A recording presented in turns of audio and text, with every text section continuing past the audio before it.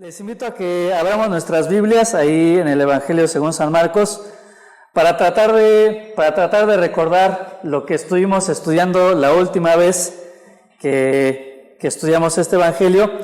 Vamos a darle lectura a los primeros versículos.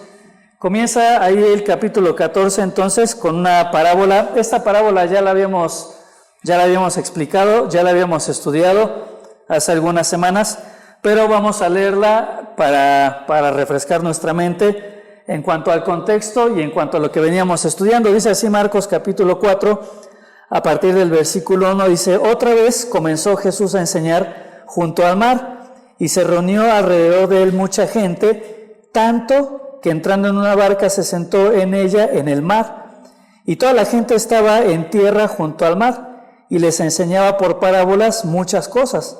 Y les decía en su doctrina: Oíd, he aquí el sembrador salió a sembrar, y al sembrar aconteció que una parte cayó junto al camino, y vinieron las aves del cielo y la comieron. Otra parte cayó en pedregales, donde no tenía mucha tierra, y brotó pronto porque no tenía profundidad de tierra. Pero salido el sol se quemó, porque no tenía raíz, se secó. Otra parte cayó entre espinos, y los espinos crecieron y la ahogaron, y no dio fruto. Pero otra parte cayó en buena tierra y dio fruto, pues brotó y creció, y produjo a 30, a 60 y a 100 por uno. Entonces les dijo: el que tiene oídos para oír, oiga. Cuando estuvo solo, los que estaban cerca de él, con los 12, le preguntaron sobre la parábola, y les dijo: a vosotros os es dado saber el misterio del reino de Dios, mas a los que están fuera, por parábolas todas las cosas, para que viendo no vean, y no perciban, y oyendo oigan, y no entiendan, para que no se conviertan, y les sean perdonados los pecados. Y les dijo: ¿no sabéis esta parábola? ¿Cómo pues entenderéis todas las parábolas? Y aquí viene entonces la explicación de la parábola. Dice: el sembrador es el que siembra la palabra, y estos son los de junto al camino, en quienes se siembra la palabra, pero después que la oyen, enseguida viene Satanás y quita la palabra que se sembró en sus corazones.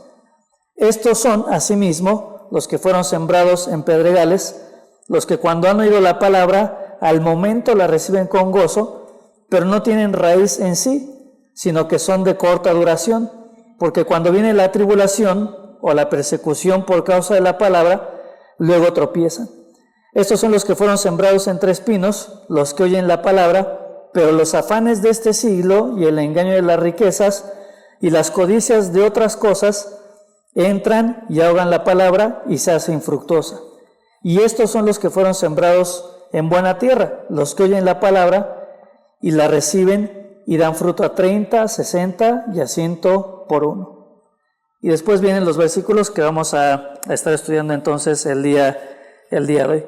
Pero bueno, estos primeros versículos ya los habíamos estudiado. En estos primeros 20 versículos, lo que hace nuestro Señor Jesucristo es exponer una parábola, la famosa y conocida parábola del sembrador, y después va a utilizar los siguientes versículos para explicar esta parábola. Primero la expone, después la explica. Y entonces encontramos ahí, si recuerdas un poquito lo que estuvimos estudiando ya hace algunas semanas, en esta parábola del sembrador va a hablar acerca de ciertos elementos. Uno, se va a hacer la mención acerca de un sembrador, se va a mencionar también la semilla, y se van a mencionar después 4 tipos de tierra diferentes en donde va a caer esa semilla que es sembrada por el sembrador. El sembrador pues no es nada menos que nuestro Señor Jesucristo, y no solamente Él, sino que cada uno de nosotros que en algún momento compartimos la palabra de Dios, en ese momento nos convertimos en sembradores, porque la semilla en este sentido va a ser justamente la palabra de Dios. Cada que nosotros compartimos la palabra o esa semilla, nos convertimos en sembradores. Y a continuación entonces viene la explicación de esta parábola, donde se mencionan estos 4 tipos de tierra diferentes donde puede caer la semilla de la palabra de Dios. Y aunque son 4 tipos de tierra diferente, en general podríamos clasificarlos solamente en 2 tipos de tierra. La buena tierra, que sería la última tierra que se explica, y las otras 3 tierras que son tierras no fértiles, que son tierras no productivas. Si a lo mejor recuerdo lo que estuvimos estudiando, el primer ejemplo que se menciona es aquella semilla que justamente dice acá que el sembrador la arrojó y va a caer en el camino. Si recuerdas, los sembradores acostumbraban por el constante trayecto y por el constante caminar en esos campos, se iban formando veredas, que en algún momento fueron veredas donde hubo tierra fértil, donde se podía sembrar, pero por tanto estar transitando esos caminos, ¿qué sucedía? Que esos caminos se empezaban a endurecer y esas veredas ya se convertían en territorio que no era fértil, que no podía crecer ni podía sembrarse ninguna semilla. Este primer tipo de personas, o este primer corazón, este corazón de junto al camino, va a representar a aquellas personas dentro de la iglesia que podríamos clasificar como personas emocionales. ¿Por qué? Porque dice la palabra de Dios que cae la semilla y, el primer tipo, las personas que caen junto al camino son aquellas personas que van a ser indiferentes. Así como esa semilla no puede penetrar en esas veredas o en esos caminos porque han sido endurecidos, hay personas que su corazón está tan endurecido que la semilla de la palabra de Dios no puede penetrar, ¿sí?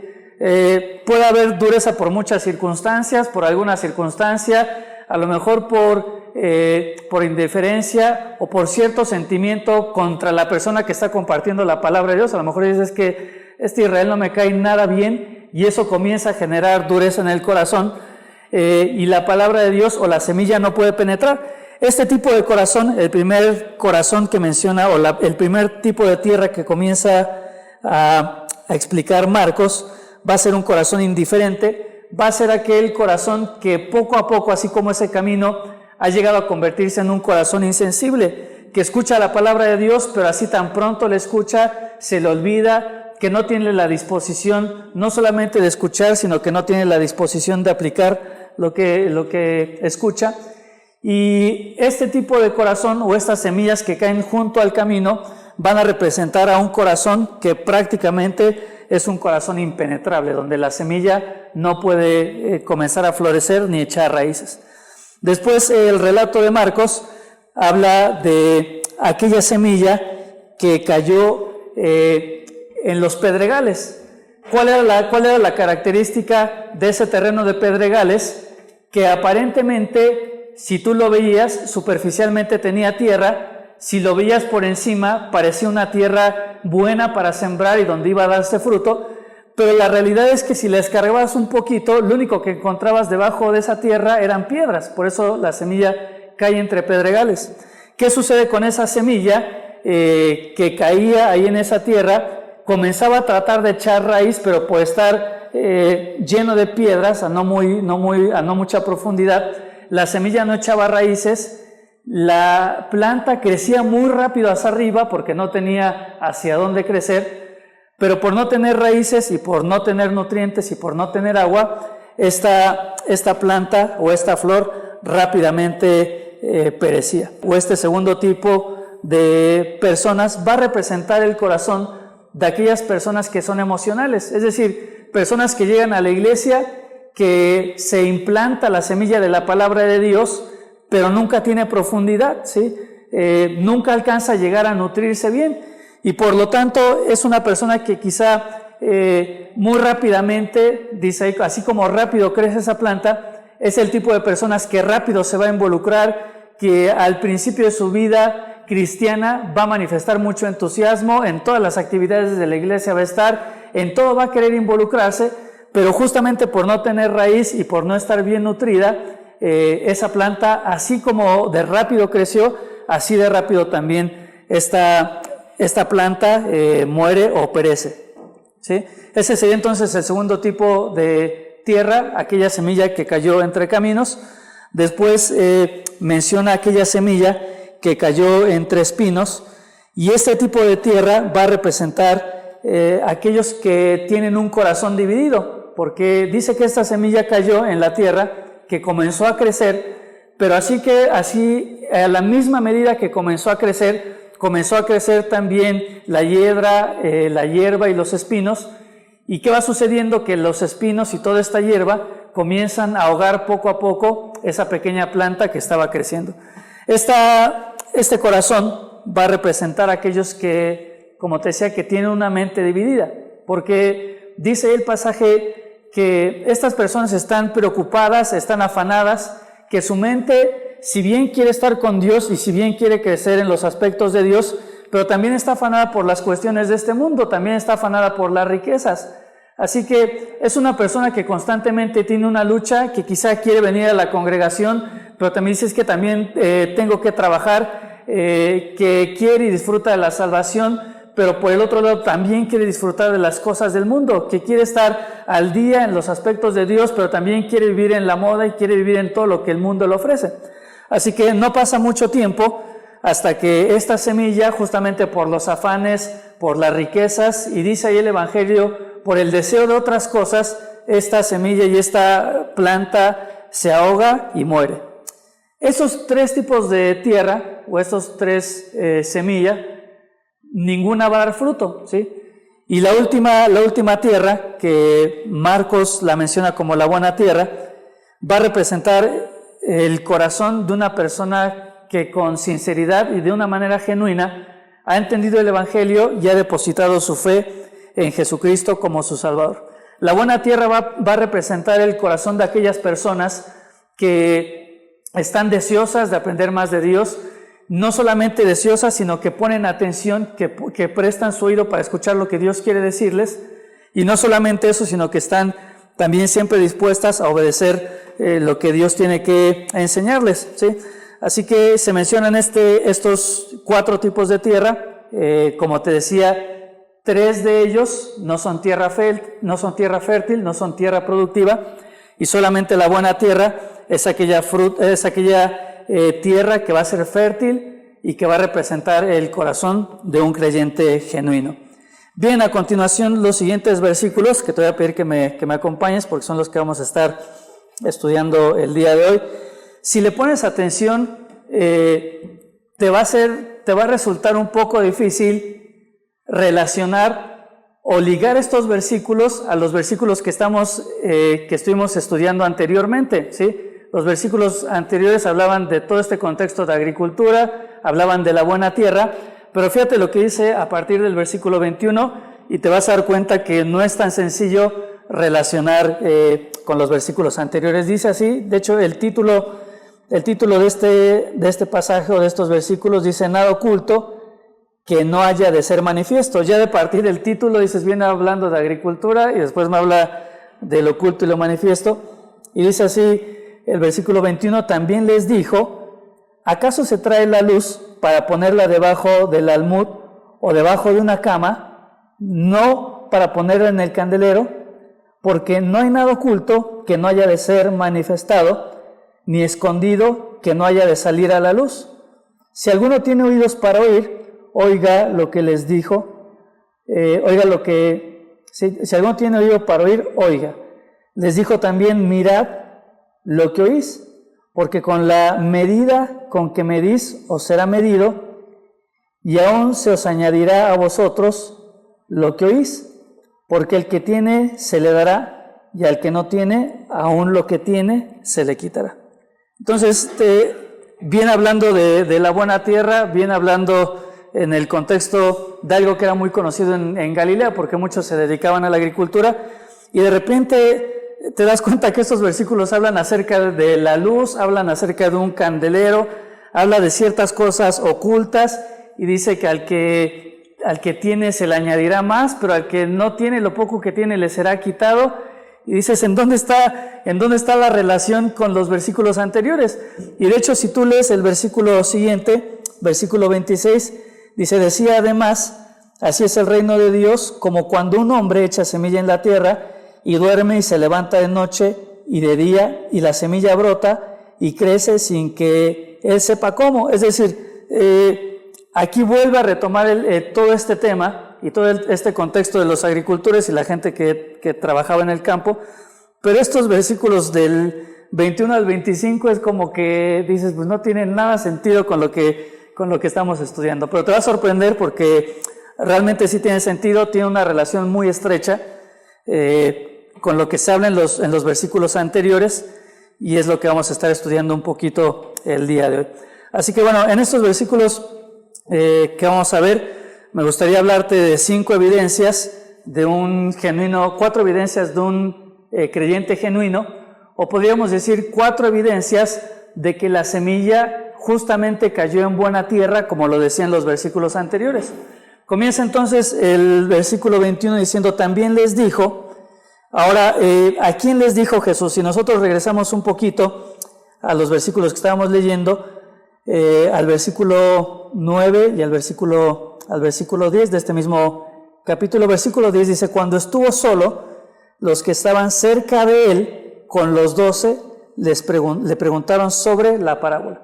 Si tú recuerdas, Jesús estaba en la región de Galilea, venía muchísima gente a escuchar sus enseñanzas, se juntaban por miles, y de repente se junta tal cantidad de gente que era imposible que Jesús enseñase, así que lo que dice es, le pide a sus apóstoles que traigan la limusina, que trajeran la barca, se sube a la barca, bogan mar adentro un poquito, y entonces Jesucristo desde el mar, sentado en la barca, enseñaba a las multitudes, y ahí entonces expone la parábola del sembrador, pero sucede que en el versículo 9 de este mismo capítulo 4, fíjate, dice, entonces les dijo, el que tiene oídos para oír, oiga. Nuestro Señor Jesucristo expone la parábola del sembrador, termina de exponer la parábola, dice, el que tiene oídos para oír, oiga. Inmediatamente dice, cuando estuvo solo. ¿Qué podemos entender ahí? Jesucristo expone esta parábola, dice, el que tenga oídos para oír, oiga, y de repente encontramos que Jesús estaba solo, realmente no solo, pero solamente estaba con el grupo de los 12 y con un grupito más de personas. ¿Qué sucedió? Que cuando Jesús le dice, el que tenga oídos para oír, oiga, muchos de los que estaban ahí, como no entendían nada de la parábola, ¿qué crees que hicieron? Se fueron, desaparecieron, ¿no? De las miles de personas que quizás estaban escuchando, al no entender la parábola del sembrador, dicen, pues no entendemos nada de lo que nos estás queriendo decir. Y Jesucristo le dice, bueno, el que quiera oír, que oiga. Un grupo se va, queda solamente los 12, junto con un grupito más de personas, porque ellos eran los que realmente estaban interesados en oír. Y a continuación, ¿qué hacen? Le preguntan a Jesús, Jesús, ¿qué es lo que significa esta parábola acerca del sembrador? ¿Sí? Y como te decía, Jesús entonces explica el significado de esta parábola, ¿sí? Entonces, cuando el versículo 21 dice, también les dijo, no se refiere a estas grandes multitudes de miles de personas que seguían a Jesús, sino que se estaba refiriendo a aquellos que se habían quedado, que realmente tenían la intención y el deseo de escuchar más junto con los apóstoles. ¿Qué es lo que les dice? Les hace 2 preguntas. La primera pregunta podríamos decir que está dividida en 2 partes, y después la segunda pregunta. Estas 2 preguntas se le conoce como pregunta retórica. ¿Qué es una pregunta retórica? Es aquella pregunta que realmente no requiere de una respuesta. Es decir, que no necesitas ni siquiera pensar para responder. La primera pregunta, que se divide en 2, se va a responder con un rotundo no, y la segunda pregunta se va a responder con un rotundo sí. No necesitas realmente pensar para responder estas preguntas. ¿Qué dicen las preguntas? Dice, ¿acaso se trae la luz para ponerla debajo del almud o debajo de la cama? Y la respuesta lógica, sin tener que pensar mucho, sería no. ¿Qué persona en su sano juicio prendería una luz para meterla abajo de su cama o para meterla dentro de un almud? O digamos, ¿qué sentido tendría prender una luz para esconderla debajo de una cama o para esconderla dentro de un almud? Así que esta primera pregunta retórica se responde con un rotundo no. Y después la segunda pregunta dice, ¿no es para ponerla en el candelero? Y la respuesta, sin pensar mucho, ¿cuál sería? Sí, la luz es para eso, para ponerla en un candelero y que pueda alumbrar. Ahora, fíjate, vamos a hablar un poquito, para entender un poquito el contexto. Dice, ¿acaso se trae la luz para ponerla debajo de un almud? Y mira, lo primero que me llama la atención es que la luz realmente no es algo que tú puedas traer, ¿no? ¿O sí? ¿La luz se puede traer de algún lado? Porque la luz es algo inmaterial, es algo intangible, ¿no? Yo no puedo acercarme acá al foco y voy a decir, voy a traerme la luz para acá porque es totalmente imposible. Por eso, cuando dice ahí, cuando habla acerca de la luz, no se refiere directamente a la luz, sino que se refiere a una lámpara, que es el instrumento que tú utilizas para transportar la luz, ¿no? Puedes utilizar una lámpara para transportar la luz, puedes utilizar un foco para transportar la luz, puedes utilizar una veladora para transportar la luz, ¿sí? Pero la luz no se puede transportar. Diría entonces la pregunta, ¿acaso se trae la lámpara para ponerla debajo de un almud? Y ahí en la pantalla, si no me equivoco, van a aparecer unas imágenes. La primera imagen va a ser la imagen de una lámpara. Ahí está, muy bien. Si ustedes prestan atención, es muy parecida a la lámpara de ¿qué? De Aladino, de donde sale la esposa con su genio. Digo, de donde sale el genio, ¿no? De donde sale el genio. Es muy parecida a la lámpara de Aladino. La realidad es que la lámpara de Aladino, no sé, ni siquiera me sé bien la historia, pero ¿de qué material era? ¿Era de oro o no? ¿O me lo inventé yo? Era de oro, ¿no? Muy valiosa esa lámpara. Pero las lámparas que utilizaban en aquellos entonces los judíos, si tú te das cuenta, es una lámpara que estaba hecha de barro, era una lámpara que estaba hecha de arcilla, no tenía prácticamente ningún valor en sí misma esta lámpara. Así que la lámpara tenía una manija o una agarradera, después tenía uno o dos orificios superiores, que era donde se ponía, un orificio era donde se ponía el aceite o el combustible, y el otro orificio era el respirador, para que le entrara el aire y se pudiera realizar la combustión, ¿no? Y después tenía una salida, que ahí es donde se ponía la mecha, que se mojaba con el aceite, y unida a la mecha, con el combustible, con el aceite y con la toma de oxígeno, la prendías y se generaba la luz, ¿ok? Así que bueno, se refiere más que a la luz, se refiere a quien enciende una lámpara para ponerla dentro de un almud. La otra imagen que ustedes ven ahí junto a la lámpara del lado derecho, eso es un almud, ¿sí? ¿Qué era un almud? El almud realmente era una unidad de medida. ¿Tú conoces la historia o de dónde proviene el significado de la palabra taco? ¿No saben esa historia? Son mexicanos y no se les sabe. Taco realmente era una unidad de medida de nuestros antepasados. Y en el comercio nos decían, dame 1 kilo de carne de puerco y 1 kilo de chicharrón. Decían, dame un taco, y esa era la unidad de medida, dame un taco de chicharrón. Y como no existía la moneda, intercambiaban. Yo te doy una medida o un taco de chicharrón y tú dame una medida de maíz, por ejemplo, ¿no? Entonces, ¿no sabían eso de verdad? ¿No? Bueno, ahora cada día se aprende algo nuevo, ¿no? El almud era justamente eso. El almud era una unidad de medida que utilizaban justamente, como yo te decía, en esta región de Galilea, la mayoría de la gente se dedicaba a la agricultura y a la comercialización de la agricultura, y ellos decían, dame un almud de cebada, o dame un almud de trigo, como si dijeses, dame 1 kilo de cebada, o dame 1 kilo de trigo, ¿no? Entonces, si tú te das cuenta, es un recipiente que tenía una agarradera, y esa agarradera la metían, y eso es lo que vendían, o eso era lo que ellos comercializaban. Ahora, si tú tomas la lámpara y la metes dentro del almud, ¿qué es lo que va a pasar? ¿Va a cumplir su función? ¿Va a alumbrar o va a iluminar? Prácticamente no. Ahí la proporción no se nota mucho, pero las lámparas, imagínate, hay fotos donde los judíos ponían la lámpara sobre su mano y era más o menos del tamaño de la palma de su mano, o sea, realmente no eran tan grandes, entre la palma de su mano o una mano completa, y el almud tenía capacidad de prácticamente 8 kilos, ¿no? Entonces, si tú lo dimensionas, más o menos esos garrafones de aguafiel, de agua de sabor, algunos tienen prácticamente ese tamaño. Así que si tú metías esa lámpara dentro del almud, probablemente se iba a notar que había luz dentro del almud, pero realmente no iba a alumbrar para nada. El tamaño del almud, digamos que iba a opacar la intensidad del reflejo de la luz. Aunque realmente lo que dice acá, dice que quien trae una lámpara para ponerla, dice, debajo del almud. Es decir, lo que está diciendo acá el versículo es quien en su sano juicio prendería una lámpara y pondría el almud encima o pondría la lámpara por debajo del almud. ¿Qué pasaría con esa lámpara? Si la pones, se apaga. ¿Por qué? Porque se acaba el oxígeno que está dentro del almud, se sofoca o se acaba el oxígeno y la lámpara se apaga inmediatamente.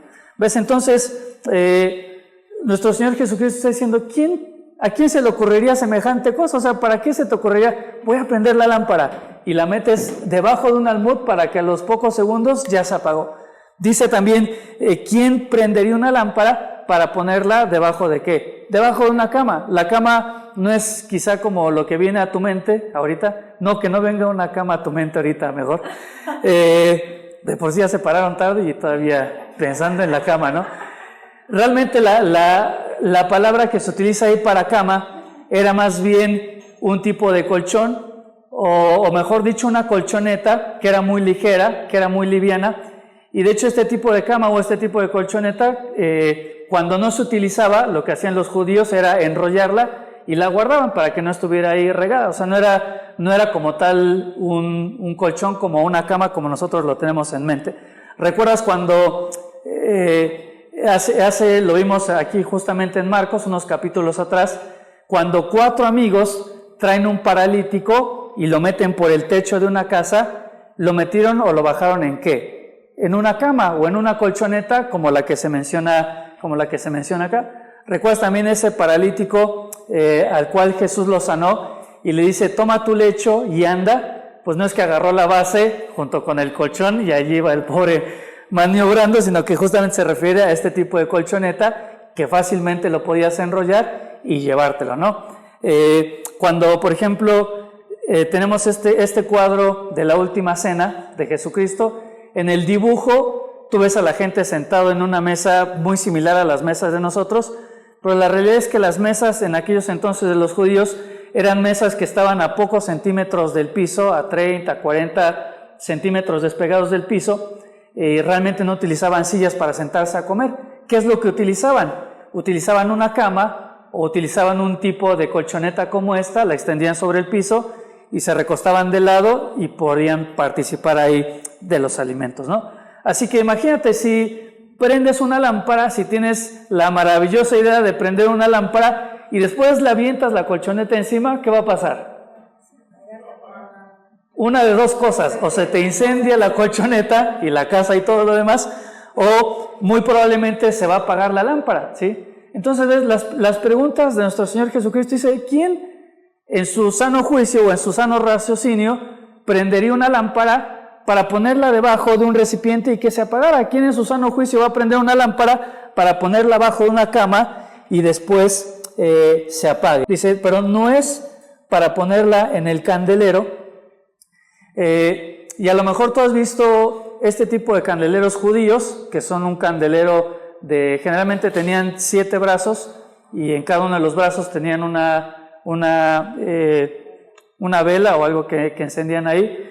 No necesariamente se refiere a ese tipo de candelero. Candelero era prácticamente cualquier lugar donde tú podías colocar la lámpara para que alumbrase. ¿Me explico? No necesariamente el candelero como tenemos en mente con 7 brazos, era cualquier lugar donde tú podías agarrar tu lámpara, tomarla por la asa y colocarla en ese lugar.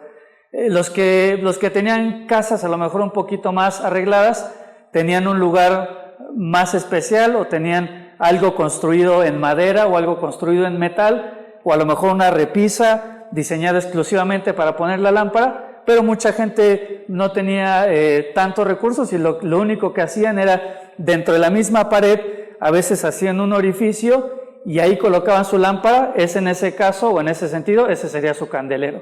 Algunos lo que hacían era que en los postes de la casa o en las traves, como las que tenemos acá, ahí ellos acostumbraban colocar su lámpara y alumbraba toda la casa. En ese sentido, ese era su candelero.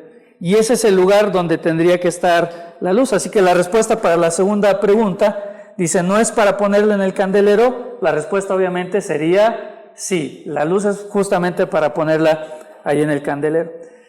Y mira, esto tiene que ver con la primera evidencia. Yo te había hablado que íbamos a mencionar 4 evidencias de cuando la semilla cayó en buena tierra o cuando la semilla cayó en tierra fértil. Y la primera evidencia justamente va a ser esta. Si la semilla de la palabra de Dios, si la semilla del Evangelio cayó en buena tierra o cayó en tierra fértil, la primera evidencia, ¿sabes cuál va a ser? El servicio. Porque justamente, ¿cuál es la función de una lámpara? Servir, proporcionar luz, ¿sí? ¿Cuál es la función o cuál es el propósito de una semilla? Producir fruto y que el fruto pueda servir de beneficio o que pueda servir para alimentar a otras personas. Así que en este versículo 21 tenemos implícito este concepto del servicio. Y habíamos hablado cuando mencionábamos esta parábola del sembrador, que el propósito del cristiano, el propósito del Hijo de Dios, es dar fruto a 30, fruto a 60 y fruto a 100. Mencionamos en aquel entonces una frase que decía que el que no vive para servir, no sirve para vivir, ¿no? Así que si la semilla del Evangelio cayó en un buen corazón, cayó en una tierra fértil, una de las primeras evidencias va a ser justamente el servicio. La lámpara no se sirve a sí misma, la semilla no se sirve a sí misma, sino que la naturaleza intrínseca, tanto de la semilla como de la lámpara, es servir a los demás, ¿sí? Primera entonces característica o primera evidencia de una tierra fértil, o si la semilla cayó en tierra fértil, va a ser el servicio. Siguiente versículo 22, dice: porque no hay nada oculto que no haya de ser manifiesto, ni escondido que no haya de salir a la luz. Ahora, sabes, este versículo probablemente ya lo habías escuchado antes, y en ocasiones este versículo es mal interpretado, y como es mal interpretado, es mal utilizado. Generalmente nosotros le damos a este versículo una connotación negativa, cuando estudiando el contexto, la connotación de este versículo en este pasaje en específico es una connotación positiva. ¿A qué me refiero con que lo malinterpretamos y lo utilizamos mal? Utilizamos este versículo, por ejemplo, para decirle al esposo: pues si andas haciendo tus cosas, allá tú, porque no hay nada oculto que no haya de salir a la luz, y no hay nada oculto que Dios no haya de hacer manifiesto, ¿no? Ahí está el esposo todo temeroso: hoy va a salir a la luz lo que ando haciendo. O viene el hijo, por ejemplo, y dice una mentira. Tú sabes que dijo una mentira, pero él te dice: yo no fui. Le dices: dice la palabra de Dios que no hay nada oculto que no haya de salir a la luz, y nada que no haya de ser manifiesto, ¿no? Así que tomamos versículos como estos de una manera negativa, o con una tonalidad negativa, como hasta en afán de amenaza, ¿no? Dios lo va a sacar a la luz y vas a ver, quizás yo nunca me dé cuenta, pero Dios lo sabe y lo va a sacar a la luz, ¿no? Y ahí viene todo el regaño. Los que se ríen, por algo debe ser, ¿no? Alguna vez lo habrán utilizado, ¿no? Con este sentido. Pero más bien, fíjate, la intención de este versículo tiene que ver con lo contrario, no con causar temor, ni con la intención de amedrentarnos, sino con la intención de estimularnos a algo positivo. ¿A qué me refiero? Si tú piensas en todo el contexto, ¿de qué venimos hablando en todo el capítulo? Venimos hablando de este concepto de un agricultor que trabaja en el campo, que avienta semillas, que unas de esas semillas no caen en tierra fértil, caen en el camino, caen en medio de los pedregales o caen en medio de las espinas, pero otras semillas caen en tierra buena, caen en tierra fértil y dan fruto. ¿Qué significa este versículo? Que Dios en algún momento va a manifestar o va a demostrar cuando una semilla cayó en tierra fértil. ¿Me explico? No es el sentido de atemorizar o de regañar. ¿Qué está diciendo nuestro Señor Jesucristo acá? Si la semilla cayó en tierra fértil, no te preocupes. En algún momento eso va a manifestarse. En algún momento lo que hay en tu corazón va a salir a la luz y los demás van a poder darse cuenta. Así que la segunda evidencia de cuando la semilla cae en tierra fértil o cuando la semilla cae en un buen corazón va a ser que esa persona, si la semilla cayó en buena tierra, va a ser una persona que va a sobresalir. No se malinterprete, no se malentienda. No es que yo entonces tengo que hacer cosas y voy a involucrarme y voy a servir en la iglesia con el único afán de sobresalir, es decir, con el único afán de que la congregación me vea y digan, mira, este hermanito, la hermana Guadalupe, sobresale dentro de los demás, ¿no? No en ese sentido de que yo hago cosas para ser visto y para sobresalir, sino, ¿qué es lo que dice el versículo realmente? Que si eres un hijo de Dios genuino, no te preocupes. En algún momento tu vida va a comenzar a dar frutos por sí mismo y va a ser evidente y va a salir a la luz que eres un hijo de Dios. No es necesario quebrarnos tanto la cabeza para darnos cuenta de esto. Tú, dentro de la misma congregación, dentro de la misma iglesia, no solamente en cualquier iglesia, tú puedes darte cuenta de aquellas personas que sobresalen de los demás. Primera característica entonces, o primera evidencia de que la semilla cayó en buena tierra, ¿cuál es? El servicio. Segunda evidencia de que la semilla del evangelio cayó en buena tierra o en buen corazón, es que esa persona en algún momento en su vida va a sobresalir. La vida de servicio va a hacer que sea notorio lo que hay en su corazón, ¿sí? Eso se refiere a este versículo. Y sabes, más que un regaño o más que un versículo para atemorizar, yo digo, es un versículo que a mí me da paz y que me hace no preocuparme. ¿Por qué? Porque sé que si soy un hijo de Dios genuino, en algún momento mi vida va a comenzar a dar frutos y eso va a ser evidente a los demás, ¿ok? No es el versículo para que anden regañando a su pareja, ¿ok? Bueno, con esto no quiero decir que no sea verdad, que Dios saca en ocasiones ciertas cosas o ciertos pecados a la luz, pero el contexto en estos versículos no tiene nada que ver con eso. Tiene que ver con ¿qué? Con que si la semilla cayó en buena tierra, Dios va a ser evidente y va a ser manifiesto a los demás que esa semilla cayó en buena tierra, ¿ok? Siguiente versículo. Ya hablamos de que no hay nada oculto, que no haya de ser manifiesto, ni nada escondido, que no haya de salir a la luz. Dice a continuación, si alguno tiene oídos para oír, oiga. Ahora, esto ya lo habíamos visto anteriormente en el versículo 9, ¿te acuerdas? Cuando Jesucristo le dice a la multitud, el que tiene oídos para oír, oiga, muchos de los miles que estaban ahí, chao, nos vemos, ¿no? Patitas para qué las quiero, como dirían por ahí, desaparecieron, ¿sí? Y acá Jesucristo vuelve a utilizar esta frase, que es una frase muy común, el que tiene oídos para oír, oiga. Y es que el oír es algo sumamente importante en la vida cristiana, ¿sí? Dice que la fe viene ¿por qué? Por el oír, y el oír por la palabra de Dios. Así que nuestra vida cristiana comienza prácticamente con eso, escuchando la palabra de Dios.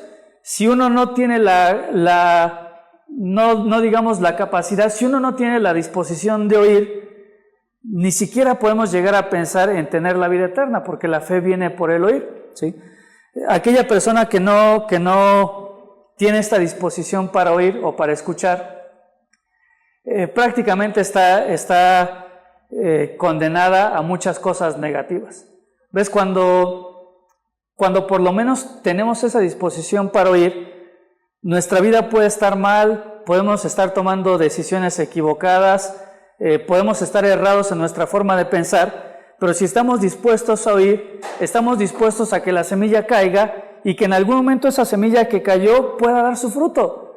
Pero es cuando una persona no está dispuesta a oír, es imposible que su forma de pensar, que sus decisiones, que las cosas que está viendo de una perspectiva incorrecta, es imposible que las cambie porque ni siquiera está dispuesta a escuchar. Dice el dicho que no hay peor que... También hay una que dice que no hay peor ciego que el que no quiere ver, ¿no? Es similar, ¿no? Por eso acá el énfasis, no solamente en el versículo 9 del capítulo 4, sino que aquí una vez más nuestro Señor Jesús vuelve a remarcar este concepto, es el que tiene oídos para oír, oiga. Dice a continuación, les dijo también, y mira qué frase, yo cuando lo leí dije esto sin duda es una frase chilanga, ¿no? ¿Por qué? ¿Qué dice? Le dijo, ¿qué dice? mirad lo que oís. ¿La han escuchado alguna vez? Le dice, se escucha mucho allá en Chilangolandia, ¿no? La mamá regaña al niño, el niño no hace caso, ¿y qué dice la mamá? ¿No estás viendo lo que te digo? Y el niño le dice, pues no, obviamente que no puedo ver obvio que no puedo ver lo que me dices, ¿no? Y qué interesante que nuestro Señor Jesucristo utiliza justamente esta frase, mirad lo que oís. ¿Y sabes por qué esta idea o este concepto de mirar lo que oís tiene que ver con algo mucho más profundo y tiene que ver con un concepto que va más allá solamente de lo que nosotros podamos alcanzar a ver con nuestra vista o con nuestros propios ojos? Esta idea de mirad lo que oís, dice la palabra mirad es la palabra que significa en griego ver con los ojos de la mente, discernir, percibir con los sentidos, descubrir, dice es la capacidad de entender o de examinar o poner todos nuestros pensamientos y todos nuestros sentidos en algo. En este caso, nuestro Señor Jesucristo estaba justamente diciendo esto: pon todos tus sentidos, pon toda tu atención, pon todo tu entendimiento en esto que tengo que decirte. Y esto nos habla de la tercera evidencia de aquella persona cuyo corazón es tierra fértil a la palabra de Dios. Y esta característica, ¿sabes?, tiene que ver con la sabiduría, ¿sí? Porque es una persona que va a prestar toda su atención, que va a poner todos sus sentidos y que va a aprender a mirar no con los ojos físicos, sino con los ojos de su mente, aquellas cosas que Dios tiene que mostrarle. Así que si la semilla cayó en buena tierra, si la semilla cayó en tierra fértil, primera evidencia, ¿cuál es? El servicio. Segunda evidencia, ¿cuál es? Es una persona que va a sobresalir, no por el deseo carnal de sobresalir, sino porque va a ser una consecuencia natural, normal y esperada de que la semilla está dando fruto en su corazón. Y la tercera característica va a ser una persona que va a prestarse, que va a estar dispuesta a la sabiduría, a poner atención, a poner todos sus sentidos, a poner toda su atención en lo que Dios quiere decir. En la iglesia, tú sabes que no siempre es así. No siempre nosotros tenemos esa disposición de mirar lo que tenemos que realmente oír, ¿no? Venimos a la iglesia y a veces es mucho más fácil que prestemos nuestro oído o los ojos de nuestra mente a cosas que no tienen ningún sentido. Es que no me saludó. Mira, los de la alabanza ya se volvieron a equivocar. Segundo culto, pues no venimos tantos, ¿no? Vinieron nomás los flojillos. Segundo culto, ya no hay coffee break al terminar el segundo culto, ¿no? Y a veces los ojos de nuestra mente nos concentramos más en chismes, en murmuraciones, en desacuerdos, en conflictos, que como dice acá el Señor a los que tenían oídos para oír, mira lo que tienes que realmente oír, mira lo que tienes que poner atención, ¿sí? Así que si la semilla cayó en buena tierra, en tierra fértil, una de las características va a ser sabiduría. Y la sabiduría en este sentido se va a manifestar en poner atención a aquellas cosas que realmente merecen y valen la pena poner nuestra atención. En este caso, obviamente lo que valía la pena poner la atención es en lo que nuestro Señor Jesús tenía que decir, en la palabra de Dios, ¿sí? Dice a continuación nuestro texto: mirad lo que oís, porque con la vara con la que medís, dice, os será medido. Este versículo es muy similar al versículo de que no hay nada oculto que no haya de ser manifestado, ni escondido que no haya de salir a la luz. Lo utilizamos exactamente igual, le damos esta connotación negativa y lo utilizamos para decirle a la gente: no me juzgues, porque con la misma vara que tú me mides vas a ser medido, ¿no? ¿Lo han escuchado también alguna vez? Los que se ríen, ¿por qué se ríen? Porque quizá lo han utilizado alguna vez, ¿no? Lo utilizamos mucho en este contexto trata a los otros como quieres que te traten, o si tú eres demasiado severo con los demás, los demás van a ser severos contigo, y mucho te digo este concepto de no andar juzgando a las personas, ¿no? Realmente es lo mismo, el concepto y el contexto que estamos estudiando no tiene que ver con eso, se puede dar esa aplicación, pero ¿cuál es el contexto acá? ¿De qué hemos venido hablando los versículos anteriores y estos versículos? Y el versículo que se va a ver dentro de 15 días, ¿cuál es el contexto? ¿Se acuerdan? Pues ya se nos olvidó. El que tiene oídos para oír. Claro, todo el contexto, los versículos anteriores tienen que ver con la parábola del sembrador, la buena tierra, la tierra no fértil. Los versículos que estamos leyendo ahorita tienen que ver también con el sembrador. ¿En qué momento tienen que ver con el sembrador? En la parte, en la parte del fruto. Pero sabes, en el versículo 21, ¿qué decía? Que nadie pone una lámpara dentro de un ¿qué? Almud. Y el almud era un utensilio que utilizaban los ¿qué? Los agricultores para vender su mercancía, para vender su producto, y era su unidad de medida, ¿sí? Así que el versículo, si bien se puede aplicar en ese sentido, no debemos juzgar porque nosotros también vamos a ser juzgados. El contexto tiene que ver con todo este tema de la agricultura, con todo este tema del campo. Dice, porque con la medida con la que medís, os será medido, dice, y aún se os añadirá vosotros los que oís. Entonces, ¿cuál es la idea de este pasaje, de este versículo? El sembrador tomaba el almud y cuando estaba a punto de vender su mercancía, medía 1 kilo o 2 kilos, o un almud de grano, o un almud de cebada, y el sembrador, él tenía que decidir si daba su almud más o menos medio lleno, o si daba su almud rebosando de grano o rebosando de mercancía, ¿sí? Y tiene que ver con eso, tiene que ver con este mismo concepto de la agricultura, de lo mismo que yo ofrezco, es lo mismo que yo voy a recibir a cambio. ¿Por qué no tiene este sentido negativo de no juzgues para que no seas juzgado? Porque el sentido tiene que ver más con esto. Entre más yo doy, entre más ofrezco, es decir, entre más lleno mi almud, ¿qué va a pasar? Dios me va a dar ¿cuánto? Más. Y no solamente dice más, sino dice que a los que oyen, ¿qué dice? Les va a añadir todavía más. ¿Recuerdas ese versículo en Mateo capítulo 6, 33? ¿Qué dice? Mas buscad primeramente el reino de Dios y todas las demás cosas vendrán, ¿por qué?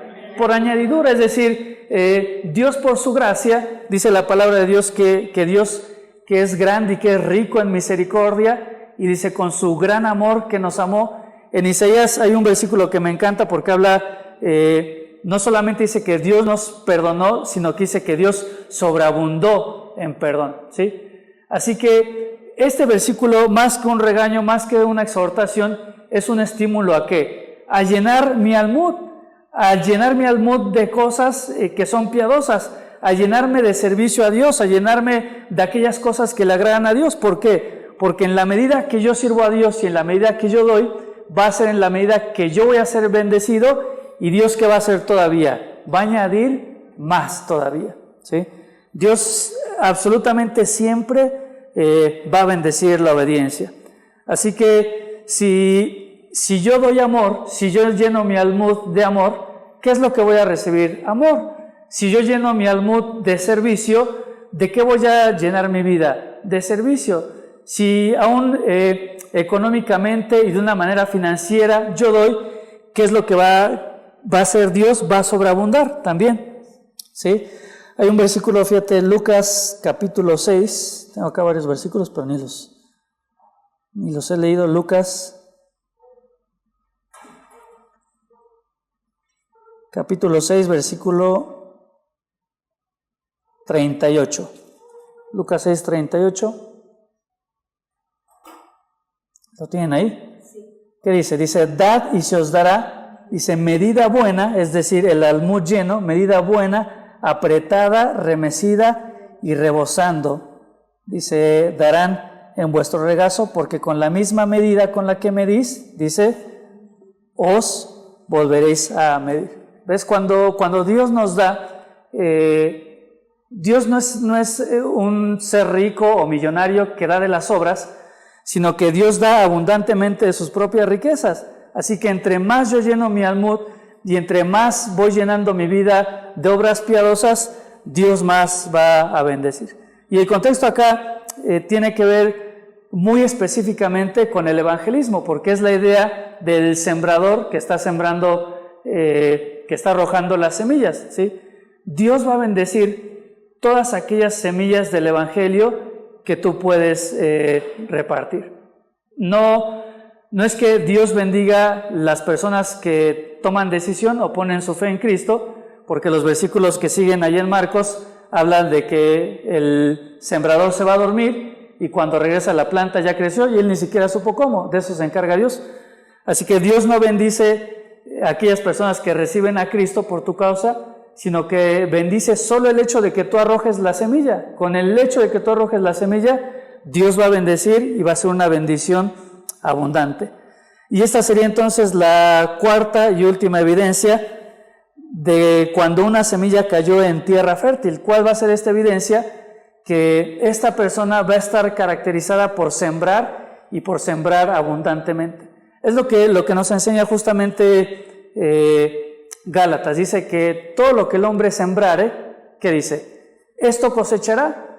Y no solamente en el aspecto negativo en el que a veces lo utilizamos, sino también en el aspecto positivo. Todo lo que yo voy sembrando para Dios, eso mismo es lo que voy a cosechar. En Corintios dice que el que siembra abundantemente, ¿cómo va a cosechar? Abundantemente. Y el que siembra escasamente, escasamente también va a cosechar o va a recoger, ¿sí? Cuarta característica, entonces, va a ser una persona que va a estar enfocado siempre en la siembra, en invertir y en dar más para la obra de Dios. Y ya llegando al último versículo, ahí en Marcos capítulo 4, versículo 25, dice la razón, dice, porque al que tiene se le dará. ¿Ves? Esto ya lo había mencionado en el versículo anterior, en el versículo 24, y vuelve una vez más a enfatizar que el que tiene se le dará más, pero ¿qué dice a continuación?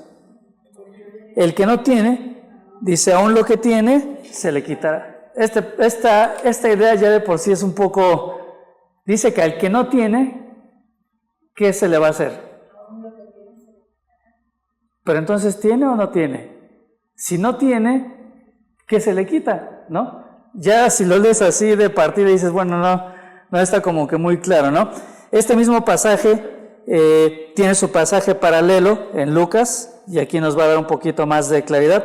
Si me acompañas, Lucas capítulo 8, y vamos a ir terminando entonces. Ahí Lucas capítulo 8, a partir del versículo 16, te vas a dar cuenta que es prácticamente la misma enseñanza. Dice, nadie que enciende una luz la cubre con una vasija, ni la pone debajo de la cama, sino que la pone en un candelero, para que los que entran vean la luz, porque nada hay oculto que no haya de ser manifestado, ni escondido que no haya de ser conocido y de salir a la luz. Dice, mirad pues cómo oís, porque a todo el que tiene se le dará, y fíjate la diferencia, y a todo aquel que no tiene, aún lo que piensa tener, se le quitará. Así que, ¿cuál es la realidad de esta persona? Podríamos decir, esta persona que no tiene y aún lo que tiene le será quitado, ¿a quién representa? Representa el corazón de todas aquellas personas cuya semilla cayó ya sea en el camino, ya sea en el pedregal o ya sea entre los espinos. Aquellos que a lo mejor tuvieron algún contacto con la palabra de Dios, pero que la semilla nunca cayó en tierra fértil. Este versículo nos tendría que hacer muchísimo pensar, porque este versículo se refiere a aquellas personas que están quizá dentro de la congregación, aquellas personas que quizá conviven con cristianos, que experimentan de alguna forma las bendiciones que experimenta la iglesia, pero que realmente la semilla nunca cayó en buena tierra. En pocas palabras, este grupo de personas, el que no tiene y le será quitado, representa a personas que piensan que son salvas, pero no son salvas. Lo dice ahí en los evangelios. En cierta ocasión están unas personas delante de Jesús y dice que le dicen a Jesús: ¿no te acuerdas de mí? Yo en tu nombre eché fuera demonios y yo sanaba enfermos. Y la respuesta de nuestro Señor Jesucristo es: apartaos de mí, hacedores de maldad. Dice: apartaos de mí porque nunca los conocí. Es decir, existen personas dentro de las iglesias, espero que no dentro de los que estamos aquí, pero que viven una vida aparentemente como cristianos, como si tuvieran, pero ¿cuál es la realidad? Dice Lucas que piensan que tienen, pero la realidad es que no tienen, y aún dice lo que tienen les será quitado. Esta ilustración es muy fácil de entender con este ejemplo, ¿no? ¿Cuántos de nosotros cuando íbamos en la primaria, secundaria, prepa o universidad llevamos clases de inglés? A ver, ¿quién nunca llevó clases de inglés? Todos llevamos clases de inglés, ¿no? Levanten la mano los que hablan inglés, ¿no? ¿Ves? Lo poco que tenías, ¿qué pasó? Te fue quitado. Tú pensabas que tenías conocimiento del inglés porque supongo que pasaste la materia, ¿no? Pero lo poco que tenías, chao, se te fue quitado, ya no te acuerdas. Lo único de inglés que hablas es Burger King, McDonald's y Kentucky Fried Chicken, y hasta ahí, ¿no? Hasta ahí llegamos. Entonces te digo que qué terrible entender esta realidad, que hay personas que pueden llegar a pensar o llegar a creer que realmente tienen una vida cristiana, cuando la realidad es que no tienen nada, solamente piensan, porque la semilla nunca cayó en un corazón genuino. Y lo poco que esta gente piensa que podría llegar a tener, dice, aún eso se le va a quitar. Le va a decir un día a Dios: pues no, ni siquiera te conozco, ni siquiera sé lo que dices que hiciste para mí. ¿Ok? Entonces, bueno, te das cuenta, un pasaje que aparentemente no tenía tanta relación con la agricultura y con todo esto del campo y de la semilla, tiene mucho más sentido y mucho más relación de lo que podíamos pensar a simple vista. Y estos versículos entonces nos dan la evidencia de cuando aquella semilla cayó en buena tierra y va a dar fruto. Las evidencias entonces, ¿cuáles son? Una vida ¿de qué? ¿Se acuerdan? De servicio. Fácil porque lo tienen ahí, ¿no? Una vida que va a sobresalir de los demás, va a ser una vida caracterizada por la sabiduría, va a poner atención y va a fijarse bien en aquellas cosas que realmente vale la pena escuchar, como la palabra de Dios, y va a ser una persona que, en último lugar, va a saber en dónde invertir o va a saber dónde va a sembrar. ¿Por qué? Porque en la medida que invierte y en la medida que siembra, Dios lo va a bendecir, y aunque va a ser Dios, va a añadirle más de lo que esta persona estuvo dispuesta a sembrar. Así que bueno, vamos entonces ya a terminar orando y agradeciendo a Dios por estos versículos que, te digo, al parecer a una primera vista no tienen tanto que ver con el contexto de la agricultura y del campo, pero que realmente siguen la línea y siguen la enseñanza de lo que veníamos viendo. Así que cerramos nuestros ojos y terminamos esta tarde ya orando. Querido Dios, gracias por tu palabra, gracias Dios porque si la semilla cayó en una buena tierra, si nuestro corazón es genuino, va a haber evidencias. Dios, ayúdanos a entender que lo natural de la luz es que alumbre, ayúdanos a entender que lo natural y lo esperado de la semilla es que dé fruto, y lo natural y lo esperado de cada uno de nosotros es que también nuestro testimonio alumbre a otros y que nuestra vida dé fruto. Dios, te pedimos que seamos cristianos que puedan sobresalir, no por jactancia, no por vanagloria, sino como una evidencia de lo que tú estás haciendo en nuestra vida y de que esa semilla está creciendo en nuestro corazón. Ayúdanos, Dios, para que nuestra vida de servicio y nuestra vida de entrega a ti sea un almud lleno, y para que también nosotros podamos experimentar tu bendición a manos llenas y aún más. Dios, sí te ruego que nos ayudes a cada uno a analizarnos si en nuestra vida existen estas evidencias de que somos buena tierra, de que somos tierra fértil. Y querido Dios, si dentro de nosotros hubiera alguien que quizá piensa que te conoce, pero que realmente la realidad delante de tus ojos es que no tiene nada, si hay alguien aquí que quizá es aquella semilla que cayó en el camino, que cayó entre los pedregales o entre las espinas, Dios, que también suavice su corazón, que esta persona pueda mirar lo que oye y que pueda de una manera genuina y de una manera sincera abrir su corazón para la semilla del Evangelio. Gracias por este tiempo, Dios, gracias por esta palabra y dejamos el resto del día en tus manos. En nombre de tu Hijo Jesús, amén.